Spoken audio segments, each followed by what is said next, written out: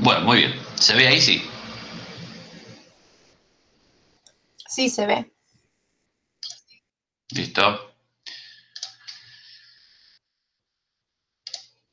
Bueno, hoy vamos a arrancar entonces con lo que es la beta-oxidación, ¿sí? Nosotros conocemos que existe, digamos, la síntesis de los ácidos grasos. La semana pasada justamente les había ofrecido este material que hablaba sobre cómo nuestras células pueden producir grasa, ¿sí? En forma de ácidos grasos que luego se esterifican en mono, di y triacilglicéridos para la reserva energética y justamente poder, digamos, reservar alta carga energética cuando hablamos de un tipo de metabolismo con exceso de energía, medido en términos de aumento de citrato, de aumento de glucosa. Y frente a esas circunstancias, nuestros hepatocitos podían tener la particularidad de producir estas grasas a bajo costo metabólico, capitalizando el exceso energético en una molécula, como es un ácido graso, que nos permite a nosotros ahorrar espacio, ¿sí? Y ahorrar volumen, particularmente eso. ¿Por qué? Porque la grasa, por su condición de lípido, es una macromolécula, acuérdense, que no tiene carácter polimérico y que además es hidrófobo, por lo tanto, no involucra en su estructura moléculas de agua añadidas a la molécula, por lo tanto, el peso molecular de la grasa y la densidad es realmente mucho menor respecto de la misma cantidad de glucógeno, por ejemplo.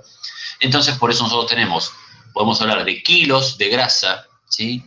Kilos de ácidos grasos y de triacilglicéridos en el cuerpo y podemos hablar de gramos solamente en términos de glucógeno para hacer referencia a las reservas de energía que tiene nuestro cuerpo. Particularmente habíamos visto entonces que se producía a nivel de hepatocito y que se reservaba en los adipocitos luego de su transporte hacia el destino final del metabolismo. Bueno, eso fue lo que vimos la clase pasada y lo que yo les comentaba ahora es justamente, bueno, ahora lo hemos producido, hemos sintetizado un ácido graso, lo hemos guardado en un triacilglicérido, reservado en un adipocito y que ahora finalmente por un déficit energético, por una necesidad, ¿sí?, externa, llámese dieta, llámese una disminución del valor calórico, lo que sea, necesitamos ahora hacer frente a los requerimientos energéticos, vamos a degradar esos ácidos grasos que hemos producido la semana pasada. Nuestra maquinaria celular, digamos, a ver, nuestro metabolismo, siempre estamos justamente conversando en lo mismo, estamos hablando de reacciones, ¿sí?, que tienen que ver con anabolismo y catabolismo. Bueno, la semana pasada fue una reacción altamente anabólica, endergónica, requiriente de energía, y esta reacción o esta serie de reacciones que vamos a ver hoy justamente tiene que ver con una serie de reacciones que son de origen catabólico y que van a ser productoras de energía y de poder reductor. Bueno, entonces, ¿por qué las grasas, ustedes deberían preguntarse, son más potentes calóricamente hablando? Bueno, ustedes saben que las grasas, los ácidos grasos, y con esto hago mención a solamente los ácidos grasos, porque tenemos digamos, el error, ¿sí? Nosotros cometemos el error de pensar de que todas las grasas se utilizan para reserva energética y eso es un grave error. Nosotros solamente oxidamos, no vamos a hablar de quemar, vamos a hablar de oxidar grasas solamente para el tema de los ácidos grasos, como el ácido palmítico, ¿sí?, como el ácido esteárico. No vamos a quemar, no vamos a oxidar ningún otro tipo de grasa, ¿sí?, como el colesterol, por ejemplo. Nosotros no hacemos ese tipo de oxidación porque esos tienen otros destinos metabólicos. Esto es importante que quede clarísimo ahora. Entonces ustedes saben que el poder calórico, ¿sí?, de los lípidos es mayor porque la característica neta del ácido graso es que es mucho más grande, ¿sí?, por unidad de medida que una glucosa. Entonces claramente, ¿sí?, los ácidos grasos tienen mayor poder reductor justamente o mayor entrega energética porque son moléculas más importantes desde el punto de vista, digamos, en su almacenamiento. Bien, acá lo que yo les decía el otro día, fíjense, nosotros apenas reservamos unos 70 y pico de gramos, ¿sí?, en el hígado, algo más en el músculo para no solamente para que no favorece a la glucemia, sino que solamente para consumo interno del músculo.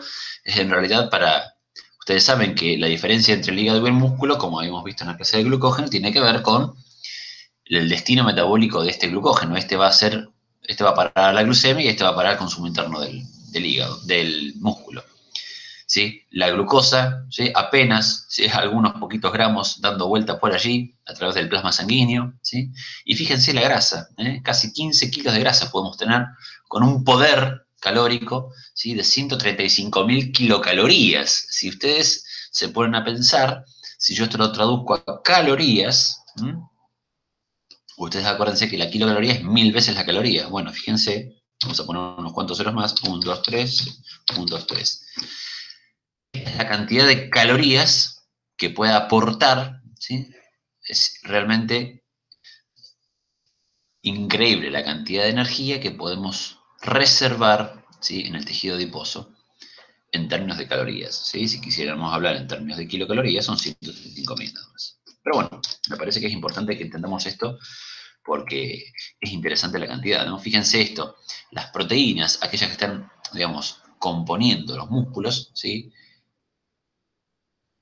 También aportan, si se quisiera, 24.000 kilocalorías en estado ya de una caquex importante, una desnutrición importante, porque ustedes recuerden que las proteínas no se reservan, no se utilizan como reserva energética hasta tanto existan otros, ¿sí? Suministros como pueden ser el glucógeno y la glucosa, o la mismísima grasa. Bien, así que, y solamente aquellos que tienen carácter gluconeogenético. Bien.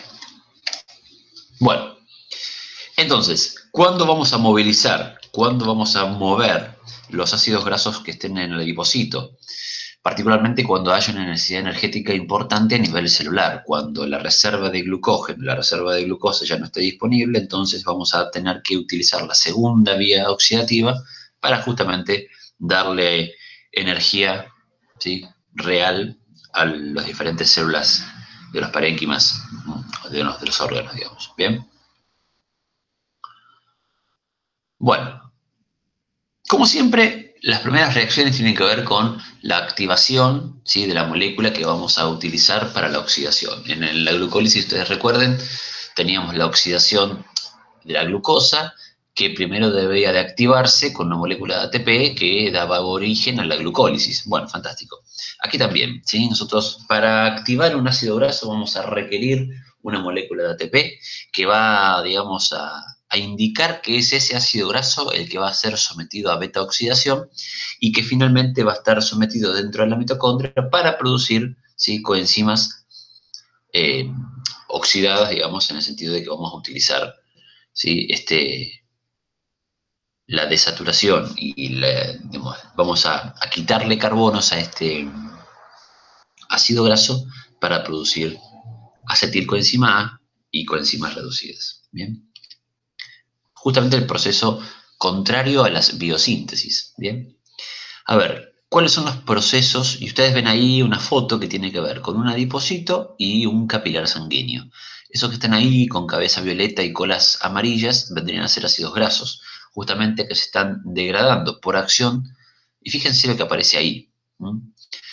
Ahí aparece una hormona, ¿sí? Con un receptor que produce AMP cíclico y que esto hace que los ácidos grasos salgan. Bueno, aquí tenemos el mecanismo de acción de segundo mensajero de una hormona hidrosoluble como pueden ser la adrenalina y el glucagón. ¿Sí? Le están indicando al adipocito de que genere la degradación de un triacilglicérido que ves aquí para generar ácidos grasos libres. ¿Esto es la beta oxidación? No, no. Esto no es la beta oxidación.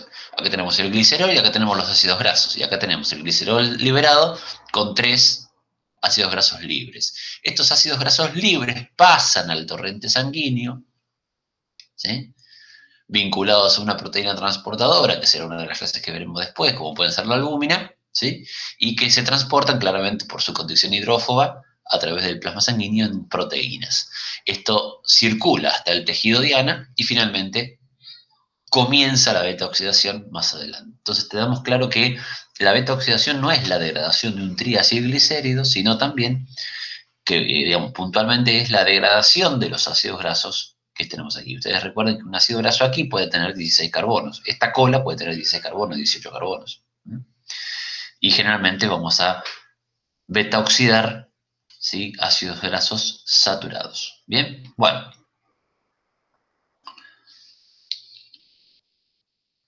¿A dónde vamos a ir? ¿A cuáles son los destinos metabólicos? Esto es importante. Músculo esquelético, corazón, hígado y corteza suprarrenal para la producción energética. Bueno, entonces, ¿qué sucede? Cuando arrancamos, ¿sí? Cuando arrancamos a hidrolizar, ¿sí? Vamos a poner entonces que los ácidos, vamos a quedar ácidos grasos y glicerol, ¿sí? Como fuentes ya pasibles de ser utilizados. Recuerden una cosa, el ácido graso va a someterse a beta-oxidación y el glicerol deberá someterse a glucólisis. Ustedes recuerden que en el paso intermedio, luego del clivaje de esta molécula de 6 carbonos, se producían dos moléculas de 3 carbonos cada una. Era el glicerol 3-fosfato y la dihidroxiacetona fosfato. Bueno, el glicerol, ¿sí? Podrá fosfatarse y formar parte entonces de la glucólisis. Acá lo vemos. Acá está. Fosforilación del glicerol 3-fosfato, ¿sí? Que puede reconvertirse a dihidroxiacetona. Acuérdense que esos se isomerizaban, ¿bien? Y ser parte de la glucólisis o de la gluconeogénesis dependiendo de la necesidad energética. Acuérdense que uno de los primers de la gluconeogénesis era justamente el glicerol, el lactato y los aminoácidos glucogénicos. ¿Qué pasa entonces con los ácidos grasos? Bueno, aquí comenzamos un poquito con lo que es beta-oxidación. Entonces, activamos el ácido graso, ¿sí? Justamente que con la vinculación de una molécula de ATP y producimos a través de la enzima CoA-sintetasa acil-CoA-sintetasa. Ojo con esto. Acá no dice acetil-CoA. Por favor, les pido, presten atención a esto que digo, y lo puse en rojo a propósito, porque acil-CoA-sintetasa no es acetil-CoA. Acil hace referencia a un resto de ácido graso. Lo veíamos la clase pasada cuando hablábamos de síntesis de ácidos grasos. Entonces, acil-CoA es justamente que se le vincula un transportador de CoA al acil para producir un compuesto que pueda ser transportado. La acil-CoA sintetasa es la enzima que vincula la CoA con el ácido graso. Sucede en mitocondria, ¿bien? Y se utiliza carnitina. La carnitina, yo les dije la semana pasada, es un aminoácido que no es parte de las proteínas tal cual las conocemos, pero que tiene injerencia en el metabolismo de las grasas.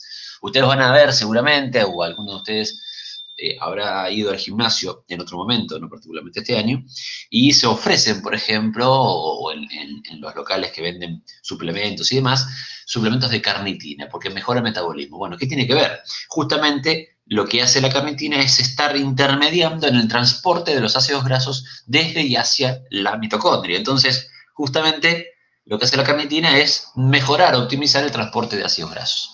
Por eso se utiliza la carnitina como un suplemento. ¿Puede ser igual que esa carnitina suplementada no tenga el mismo efecto que tiene la carnitina que el Siempre, organismo tiene? siempre va a suceder eso. ¿Sabes por qué? Porque generalmente todos los nutrientes que nosotros adquirimos con los alimentos están asociados a complejos, digamos, biomoleculares. Y esa asociación a nivel de absorción intestinal siempre perfila mejor y aumenta la biodisponibilidad de los nutrientes en general. Entonces, cuando vos asociás de manera artificial cualquier tipo de molécula, ¿sí? Que no esté asociada a complejos, digamos, moleculares, esa absorción va a ser diferente, va a tener una biodisponibilidad distinta y por lo tanto también una utilización metabólica, digamos, en otros términos, justamente por esta cuestión, ¿sí? Lo artificial nunca tiene la misma aceptación a nivel biológico que lo natural, ¿sí? Es una cuestión básica del metabolismo, ¿sí? No es lo mismo utilizar suplementos de aminoácidos que incorporar proteína, digerirla y absorberla, ¿sí? Justamente los indicadores demuestran, ¿sí? que no sucede, digamos, no sucede en el porcentaje que desearíamos, ¿bien? Sí, claro, si no sería por ahí, si tuviera el mismo efecto, por ahí ni siquiera existiría la obesidad. No, yo te diría que no tenemos que ni comer, si vamos al caso, si podríamos encontrar. Claro, como siempre está ese mito de que el plato con 4 pastillas, ¿no? Es decir, Sí, claro. ¿para qué vamos a comer si pudiéramos incorporar todo con 3 pastillitas que tengan todo, ¿no es cierto? Es decir, el comer tiene que ver también con no solamente con un ritual cultural, sino con una cascada de reacciones que se dan desde la visión del digamos, de la alimentación, de la comida que tengo enfrente, hasta la masticación que prepara, ¿sí?, el sistema digestivo, y que finalmente todo eso termina con una absorción óptima de los diferentes nutrientes que se incorporado. Entonces, esto que vos decís es puntual, ¿no? Es muy interesante. ¿Sí? ¿Por qué no? Y no, porque no está asociado a nada. Es una cosa que viene sola, incorporado con un excipiente determinado que puede formar un fármaco o un medicamento o lo que sea, un suplemento, y que no tiene la disponibilidad necesaria. Entonces, claro, no tiene tampoco el efecto que vos desearías. ¿Bien? Bien. Entonces, arrancamos con la activación, digamos, la vinculación de una CoA a este ácido graso que va a comenzar su degradación.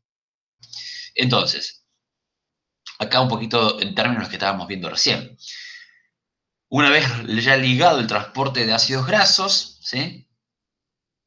Acá lo aclaro, acetil-CoA está mal, es acil-CoA, ¿sí? En realidad, esto hace referencia, ¿sí?, a que el acetil-CoA, en realidad yo necesito CoA, ¿sí?, como vitamina B5, que viene asociada generalmente al acetato por una cuestión metabólica, porque estamos en la mitocondria.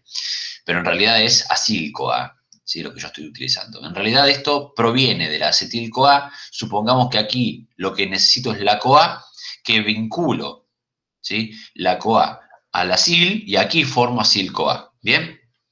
Entonces,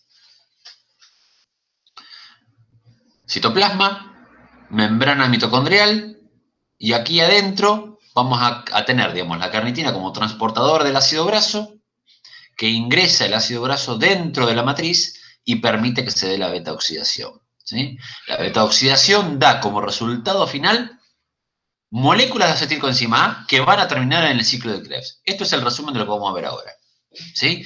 Entonces, la beta-oxidación con el ácido graso, una vez dentro de la mitocondria, gracias a la carnitina que favorece el transporte, va a generar acetilcoenzima A, finalmente, que va a ingresar el ciclo de Krebs como ha ingresado siempre el acetilcoenzima A. Ustedes acuérdense que tanto el acetilcoenzima A es la molécula que sale de la degradación y va al ciclo, o la que ingresa a la síntesis y genera un ácido graso, ¿sí? Es la moneda corriente que vamos a utilizar esto. Entonces, acá vemos lo mismo, ¿sí? Acá justamente estamos trabajando entre lo que es, acá estaría el citoplasma, acá está la membrana mitocondrial, ¿sí?, externa. Este es el espacio intermembrana, donde está, por ejemplo, para que entiendan de qué estamos hablando, aquí es donde se alojan los protones cuando estamos hablando de respiración celular en la última etapa, con el bombeo de protones. La membrana mitocondrial interna, donde están las crestas, y aquí está la matriz, ¿sí? Entonces, fíjense cómo se utilizan los canales proteicos que tienen que ver con el 70% de la composición molecular de la membrana mitocondrial, ¿sí?, para la utilización del transportador de carnitina. La carnitina lo único que hace es, ¿sí?, favorecer el transporte, nada más. Bueno, tres fases. Igual, en realidad tienen que ver con las fases, digamos, o las reacciones inversas a las que habíamos visto la semana pasada, ¿sí? Las fases no tienen nada que ver con, a ver, vamos a decir lo siguiente. Ustedes vimos la semana pasada que había 3 reacciones por cada vuelta de síntesis de ácidos grasos. Bueno, todo esto se va a elongar, se va a dar, perdón, en la fase 1, ¿sí? Es decir, todo lo que vamos a ver nosotros hoy como beta-oxidación tiene que ver con la producción de la fase 1, ¿bien?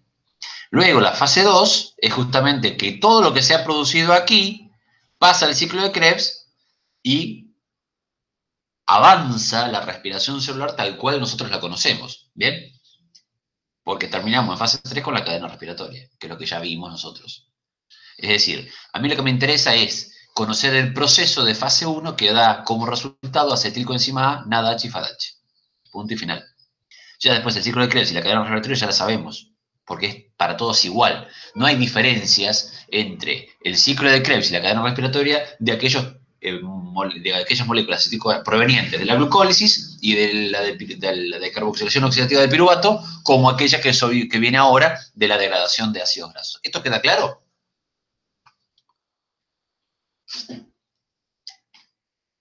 ¿Sí? ¿No? ¿No? ¿No entendieron? ¿Está bien? Sí, profe, se entiende. Bien, bárbaro. Entonces seguimos. Mirá. Vamos a entrar en fase 1, ¿sí? Bueno, esto que estoy diciendo en fase 1 acá después podemos abrir susceptibilidades en este contexto, así que mejor no digo nada de fase 1. Vamos a comenzar entonces con el paso 1, ¿sí? El paso 1 tiene que ver con entonces comienza la oxidación, ¿sí? Vamos a verlo aquí, me gustaría verlo de esta manera. Esperen que les quiero mostrar una cosa.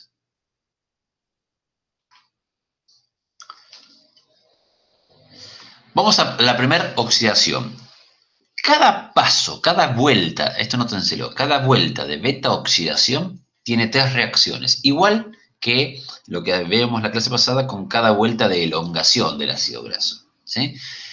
La semana pasada veíamos que hay una reducción, una deshidratación y una segunda reducción. Bueno, ahora vamos a ver que hay una primera oxidación, una hidratación y una segunda oxidación. En cada uno de esos pasos vamos a producir diferentes cosas que me voy a ir haciendo a medida que voy cortando la cadena de ácido graso. Entonces, vamos a arrancar. Que la primera oxidación es donde se forma FADH reducido. Fíjense, ingresa, acá lo estoy viendo, ingresa el acil-CoA, es decir, el ácido graso vinculado a la CoA, que ha ingresado a la membrana mitocondrial, gracias a la carnitina. Es recibido, ¿sí? Es recibido por el complejo enzimático y el FADH lo que hace es quedarse, esta flecha está al revés, por si lo puse aquí, en realidad el FADH se oxida, se reduce, ¿sí? Y forma FADH con hidrógenos. Es decir, comenzamos a quitarle hidrógenos a este ácido graso. La primera oxidación corresponde con la quita de hidrógenos del ácido graso hacia el FAD, convirtiéndolo en FADH2. Esto es favorecido por esta primera enzima, que es la acil-CoA deshidrogenasa, que tiene que ver con la regulación alostérica de esta vía. Como oxido y como quito hidrógenos, naturalmente va a generarse de manera temporal una doble ligadura. Siempre que yo estoy oxidando, voy a redistribuir la cadena, los pares electrónicos y por lo tanto, a la falta de hidrógenos, los carbonos residuales van a vincularse a través de dobles ligaduras. ¿Por qué? Porque he quitado hidrógenos.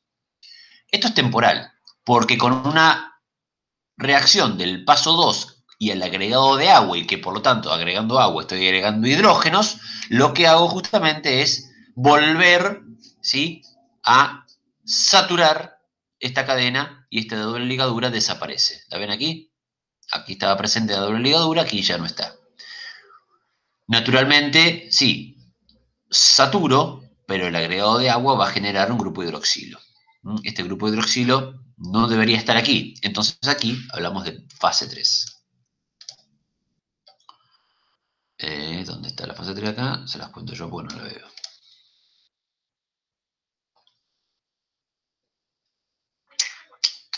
No está. Bueno, se las cuento yo. No sé qué habré hecho con esto. Acá está. Entonces, paso 3. Tengo que volver a oxidar, ¿sí?, la molécula que ha quedado aquí, ¿sí?, que es esta hidroxiacetil, se va a llamar, ¿sí?, o hidroxiacil, que tiene que ver con la generación temporal de este grupo hidroxilo por el agregado de agua por hidratación. Entonces, fíjense, he oxidado en una primera reacción, he quitado hidrógenos de este ácido graso, esos hidrógenos han ido a parar al FADH2. Se ha producido en la primera oxidación FADH2, poder reductor en forma de FAD. Como se ha generado una doble ligadura inesperada o no querida, en una segunda fase, en un segundo paso de la fase 1, lo que hago es hidratar la molécula y con esa hidratación agrego hidrógenos. No solamente agrego hidrógenos, sino que también me queda temporalmente el agregado de un hidroxi, ¿sí?, un grupo alcohol que deberemos quitar. Eso va a ser quitado gracias a la segunda oxidación, que se da en el paso 3.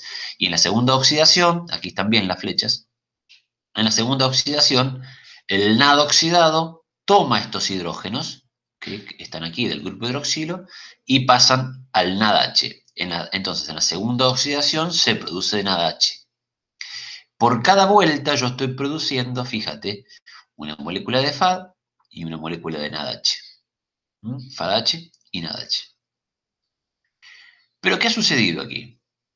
Me ha quedado, ¿sí? La tiólisis, el prefijo tío siempre hace referencia a azufre. Bueno, siempre tuvimos, ¿sí? Siempre tuvimos aquí la CoA. ¿Qué sucede? Cuando yo estoy terminando la reacción, lo que va a suceder aquí es la quita, ¿sí? La quita de esta molécula de CoA y el corte, esto es lo más importante, ¿sí? Y el corte de la cadena de ácido graso con la liberación de un ácido graso con 2 carbonos menos. ¿Esto se entiende, esto que acabo de decir? Lo vuelvo a explicar.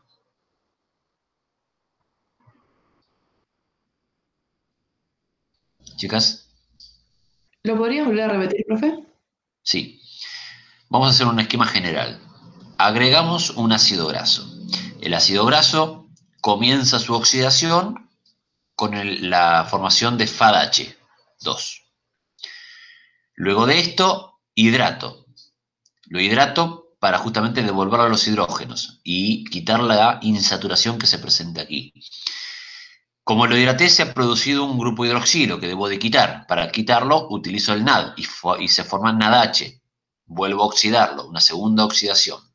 Y finalmente, debo de cortar la cadena a través de una tiólisis, es decir, la tiólisis es la ruptura de la cadena justo en el lugar donde se encuentra el azufre. ¿Dónde está el azufre? En la CoA.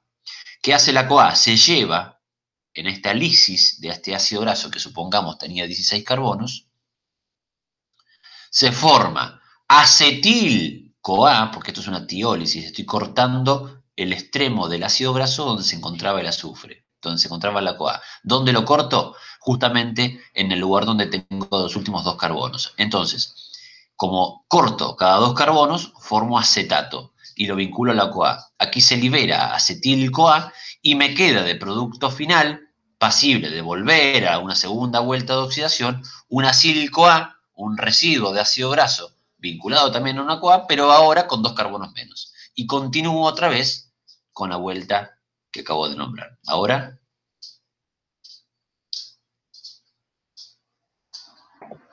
Ahora sí, gracias. ¿listo? Bueno, a ver, ¿qué tenemos aquí?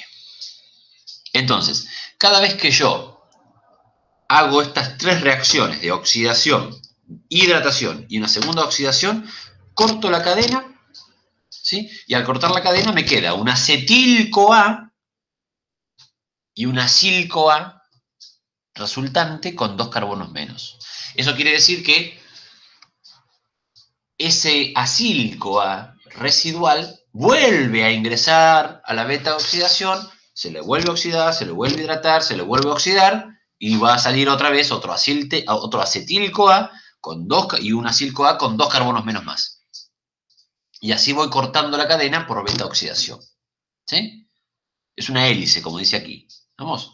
Por ejemplo, el palmitoil, ¿sí? El palmitoil es un ácido graso, como yo les contaba hoy al principio con la pregunta de Micaela, ¿sí? Que está entre el ácido palmítico y el ácido oleico. El palmitoil-CoA, por ejemplo, va a sufrir 7 vueltas. ¿Por qué 7 vueltas? ¿Sí? Porque siempre va a quedar un residuo que no va a poder ser oxidado. 7 por 2, 14, más 2, ¿sí? 16, queda en ese residuo de 2 carbonos que ya no puede oxidarse. Entonces, un ácido graso de 16 carbonos sufre 7 vueltas, igual que en la síntesis. ¿Sí? Igual que en la síntesis. Yo sumaba 7 vueltas y por lo tanto vinculaba 8 acetiles-CoA la clase pasada. ¿De acuerdo? Acá va a suceder exactamente lo mismo. Bueno, les voy a mostrar ahora. Acá tenemos todas las vueltas, por ejemplo.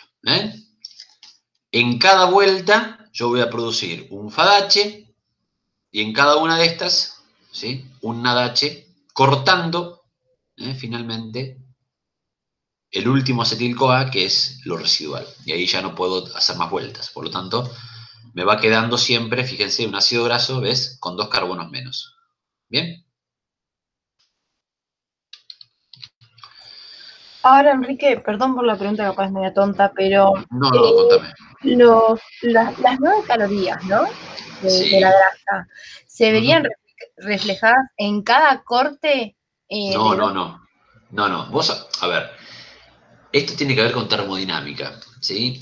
O con termoquímica, mejor dicho. O con bioenergética, si queremos ser más específicos.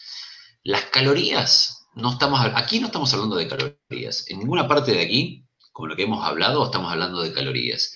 ¿Dónde estamos hablando de calorías? Simplemente cuando hablamos de poder energético en términos de ATP. Acá estamos hablando de cuestiones moleculares. Acá no hay, digamos, transferencias energéticas más que las que están dentro de la síntesis, porque no hay producción todavía de monedas energéticas, de nucleótidos energéticos como puede ser ATP. Estoy produciendo poder reductor, que es diferente. Es decir, yo estoy diciendo que todos los hidrógenos que están presentes en estos ácidos grasos saturados están yendo a parar al FADH y al NADH. ¿Bien? Es decir, todavía la energía concentrada está en los hidrógenos, ahora transportados en las coenzimas. Recién, en un ciclo de Krebs y en cadena transportadora de electrones, vamos a hablar de rendimiento energético en términos de ATP, como lo hemos hablado en glucólisis o en, digamos, clases atrás. Las 9 calorías hacen referencia al poder energético total que puede tener un ácido graso cuando es, digamos, oxidado cada una de estas coenzimas que están reducidas. No, acá no hablamos en ningún momento de calorías porque todavía no hemos producido energía, si se quiere, ¿sí? Simplemente hemos preparado un gran poder reductor pasible de ser oxidado. ¿Me entendés? Sí, claro, a eso iba mi pregunta, o sea, ¿a cuándo Entonces, llegabas a tener algo de energía, me y entendés? bueno, acá, mirá, ¿ves todo esto que yo te muestro acá? Sí, Todo esto ahora, yo te dije, te lo dije acá, mirá, vamos a mostrarte esto. Todo lo que yo te acabo de comentar es solo fase 1, claro. ¿sí?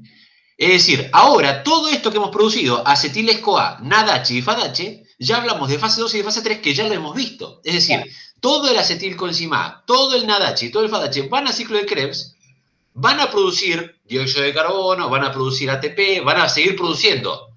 Cada cada acetil-CoA producido ahora va a producir más NADH, más FADH y ATP y dióxido de carbono para liberarte de esta materia energética. Entonces, solamente oxidación es esto. Yo he producido ahora monedas energéticas que me permiten seguir produciendo ahora sí energía. Por eso te digo, acá no hablamos de calorías. Mira, ahora sí te voy a mostrar esto. A ver qué dice acá. Bueno, mira, acá en la integración. Fase 1, entonces, obtenemos el poder reductor. No hablamos de energía. Obtengo poder reductor en términos de FADH, de NADH y de acetilcoenzima A. Con todo esto me voy al ciclo de Krebs. Y una vez que termino el ciclo de Krebs, me voy a la cadena respiratoria. Y ahí en cadena respiratoria hago una catarata de energía porque la cantidad de NADH y de FADH que se ha producido es imperioso. Mirá, ahora sí hablamos de energía. Fíjate esto. Vamos a hablar de un ácido graso de 16 carbonos, ¿no? Es decir, que ha tenido una beta oxidación total de 7 vueltas. ¿Hasta acá todo el mundo me sigue? Sí, perfecto. Bien. Entonces, si son 7 vueltas, he producido 7 FADHs. Por lo tanto, también he producido 7 NADHs. Hasta acá todo bien. Cada uno de estos FADH y estos NADH ya producidos tienen un rendimiento energético aproximado de entre 1,5 y 2 ATP cada uno, por lo tanto 14 moléculas de ATP, acá sí en términos energéticos. Cada NADH aproximadamente da entre 2,5 y 3 ATP, por lo tanto, si son 7, tengo 21 ATP. Ya he producido solamente la capacidad productora de energía de las moléculas que se han producido en fase 1, ya tenemos 35 ATP. Es decir, solamente el poder reductor de un ácido graso, si yo te digo de un solo ácido graso, fíjate que ya hemos producido solo con las moléculas reducidas de su oxidación, ni siquiera con las moléculas de acetilcoenzima A, la misma cantidad de ATP que forma la totalidad de la glucólisis, después de la respiración celular completa de una molécula de glucosa. Hasta acá estamos todos de acuerdo. Me falta todavía que cada acetil-CoA producido genere todo lo que tiene para generar. ¿Me siguen? Es decir, yo en un ácido graso de 16 carbonos tengo 8 moléculas de acetilcoenzima A, porque cada uno tiene 2 carbonos. ¿Estamos de acuerdo? Entonces, cada acetil-CoA va a ingresar al ciclo de Krebs y va a generar 3 NAD, ¿sí? Cada uno va a generar 3 NAD y cada uno va a generar un FAD y cada uno va a generar un ATP, ¿sí? Entonces, esto es muy importante que quede claro, ¿sí? Porque todo esto, cada NAD y cada FAD que produce el acetilcoenzima A en cada vuelta del ciclo de Krebs va a generar también ATP. La única cosa que yo tengo que restar es la cantidad de ATP que he utilizado para la iniciación, para la activación del ácido graso. Un ácido graso de 16 carbonos tiene aproximadamente el potencial para generar 129, 130 ATP. Fíjense una cosa, 129 ATP, estamos hablando de la degradación de un ácido graso de 16 carbonos. Si esto lo traducimos a un triacilglicérido, y suponiendo que el triacilglicérido es una homoproteína, es una homomolécula, es decir, que tiene 3 ácidos grasos iguales, estos 130, ¿sí? Lo tengo que multiplicar por 3. ¿Por qué? Porque cada ácido graso me va a dar lo mismo. Entonces 130 terminan siendo 390. Un triacilglicérido tiene la capacidad para producir casi 400 moléculas de ATP. Te diría entonces 10 veces más, ¿sí?, que una molécula de glucosa. Aquí, la característica del rendimiento energético de un triacilglicérido respecto de un hidrato de carbono. Por eso, ¿sí?, la capacidad energética, desde el punto de vista termodinámica, de casi el doble de kilocalorías, ¿sí?, por unidad de medida, que es el gramo. ¿Estamos de acuerdo? Sí, está perfecto. Me faltaba como este pantallazo para terminar. Claro. Digamos, todo lo que es la clase de hoy se sustenta solamente en la fase 1. El resto viene después, porque es lo que ya hemos visto, es vincular la beta-oxidación al metabolismo celular vigente, ¿sí? Aquí es donde empezamos a ver, porque viste que muchas veces nosotros decimos, sí, todo ingresa al ciclo de Krebs, el acetil-CoA que viene del hidrato de carbono, de las grasas, de las proteínas, y nadie entiende por qué. Bueno, a ver, acá estamos diciendo que lo que viene de la degradación de las grasas, el acetilcoenzima A que viene de la degradación de la grasa, mirá de dónde viene. De acá, de este ácido graso que ha salido de este adiposito, que viene de un triacilglicérido y que ha sido transportado hasta el hepatocito, la célula muscular del músculo estriado, del corazón o donde sea necesario, y ha producido, ¿sí?, un solo ácido graso esta cantidad de energía. Por 3 si hablamos de un triacilglicérido. Bien. Bueno. Esto es importante. Siempre hablamos de, esto me da pie para la semana que viene, en realidad, cuando hablemos de colesterol, que es la cetogénesis. Muchas veces, cuando hablamos de degradación, ¿sí?, cuando hablamos de degradación de ácidos grasos, cuando tenemos la última de las fases, ¿sí?, que donde generamos acetil-CoA residual, el último acetilcoenzima A, puede que ese acetilcoenzima A, si existe mucha degradación y mucha, porque a ver, no estamos hablando de que solamente se da. Ustedes tienen que empezar a ver que lo que pasa en la célula pasa todo en simultáneo. No es que si estoy beta-oxidando no estoy haciendo glucólisis, no estoy haciendo glucólisis, no estoy produciendo un nucleótido, y si no estoy produciendo un nucleótido no se está transportando nada por la membrana plasmática. Todo sucede al mismo tiempo. La maquinaria celular es maravillosa, la vida es maravillosa, ¿no? Entonces, todo lo que está sucediendo aquí en movimiento hace que dos reacciones de beta-oxidación que se den en el momento generen dos residuos de acetil-CoA residuales finales. Por lo tanto, si eso se vincula por diferentes motivos y condiciones moleculares, se puede producir una molécula intermediaria muy importante del metabolismo de las grasas, que es el HMG, que es el hidroximetilglutaryl-CoA. Este hidroximetilglutaril-CoA tiene mucho que ver con el metabolismo de las grasas en general y es el precursor del colesterol. Por eso es muy importante que si por condiciones, ¿sí?, de acidosis, de pH, de condiciones metabólicas adversas o de enzimáticos, se genere la ruptura de esta molécula precursora del colesterol, se puede producir cetoacetato. El acetoacetato es una molécula de 4 carbonos que es el primer de los cuerpos cetónicos. Los cuerpos cetónicos, como todo en esta vida, de los argentinos que nos gusta polarizar todo, los cuerpos cetónicos no son ni malos ni buenos. El colesterol no es malo ni bueno. El cuerpo cetónico se genera por una característica del entorno celular frente a la degradación de ácidos grasos y la presencia de residuos de acetilcoenzima.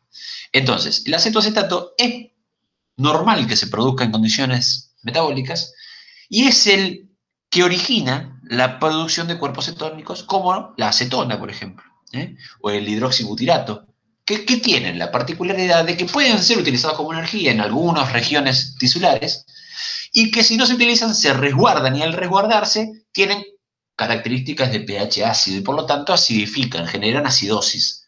¿Son malos? No, no son malos.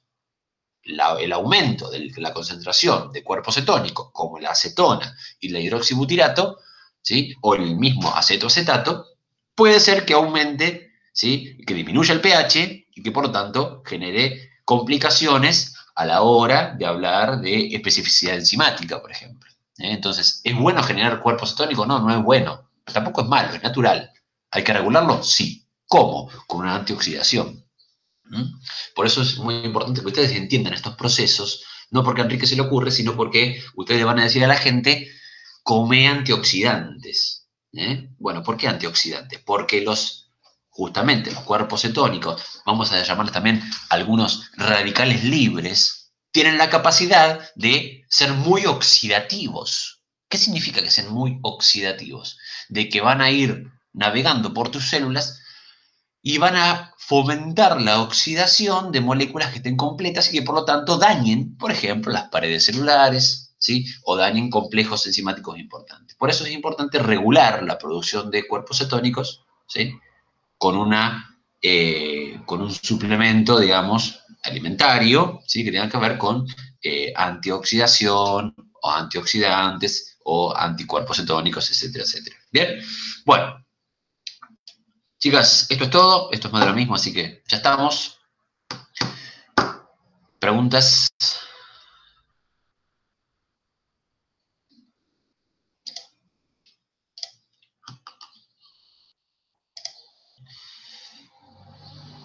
Bueno, tienen material.